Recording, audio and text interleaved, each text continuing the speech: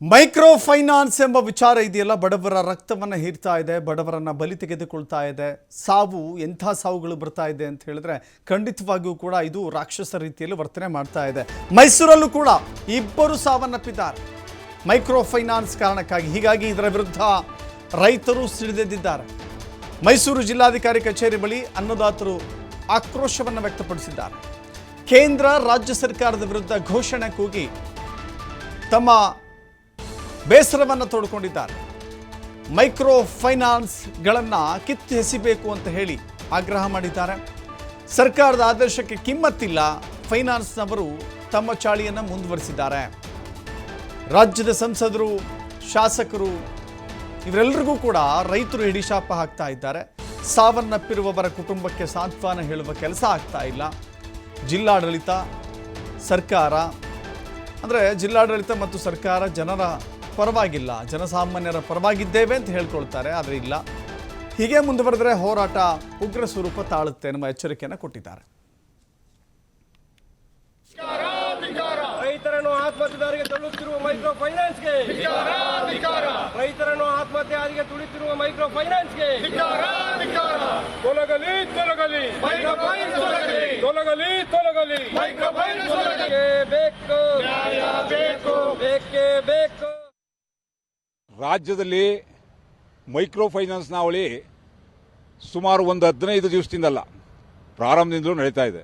ನಾವು ಮೈಕ್ರೋ ಫೈನಾನ್ಸ್ಗಳ ಹಾವಳಿಗೆ ಕಡಿವಾಣ ಹಾಕ್ತೀವಿ ಅಂತೇಳಿ 3ನೇ ಮಹಡಿಯಲ್ಲಿ ಕೂತು ಮೊನ್ನೆ ಸಿದ್ದರಾಮಯ್ಯನವರು ಹೇಳಿಕೆ ಕೊಟ್ಟರು. ಅವ್ರು ಹೇಳಿಕೆ ಕೊಟ್ಟು ಅವ್ರ ತವರಲ್ಲೇ 2 ಪ್ರಾಣ ಕಳ್ಕೊಂಡ್ರು. ಇದು ಮುಖ್ಯಮಂತ್ರಿಗಳಿಗೆ ಗೊತ್ತಿದೆ ಏನೋ ಗೊತ್ತಿಲ್ಲಪ್ಪ. ಯಾರು ಜವಾಬ್ದಾರಿಯುತ ಚುನಾಯಿತ ಪ್ರತಿನಿಧಿಗಳು ಆತ್ಮಹತ್ಯೆ ಮಾಡ್ಕೊಂಡಂಥ ಕುಟುಂಬಗಳಿಗೆ ಒಂದು ದಿನ ಭೇಟಿ ಮಾಡಿ ಸಾಂತ್ವನ ಹೇಳಿಲ್ಲ. ನಾವು ಸರ್ಕಾರ ನಿಮ್ಮ ಜೊತೆ ಇದ್ದೀವಿ ಅಂತಕ್ಕಂಥ ಭರವಸೆಯನ್ನು ಮೂಡಿಸ್ತಕ್ಕಂಥ ಕೆಲಸವನ್ನು ಜಿಲ್ಲಾ ಮಂತ್ರಿಗಳು, ಜಿಲ್ಲಾಡಳಿತಗಳು ಮಾಡ್ತಾ ಇಲ್ಲ.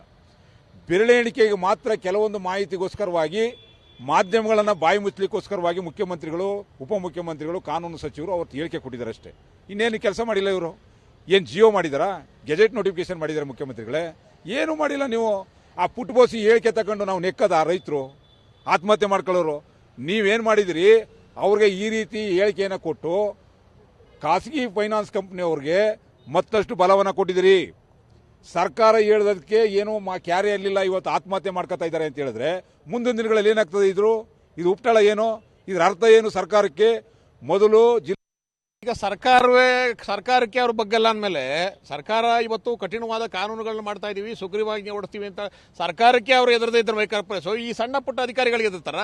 ಆದ್ರಿಂದ ಏನು ನೆರೆ ರಾಜ್ಯ ಆಂಧ್ರ ಪ್ರದೇಶದಲ್ಲಿ ಏನು ಸುಗ್ರೀವಾಜ್ಞೆ ಹೊಡಿಸಿ ಆ ರಾಜ್ಯದಿಂದ ಗಡಿ ಪಾರು ಮಾಡಿದ ಆ ಥರ ಆಗಬೇಕಿಲ್ಲಿ. ಇದು ದೊಡ್ಡ ಕ್ಯಾನ್ಸರ್ ಇದ್ದಂಗೆ. ಇದು ಮೈಕ್ರೋ ಕ್ಯಾನ್ಸರೇ ಮೈಕ್ರೋ.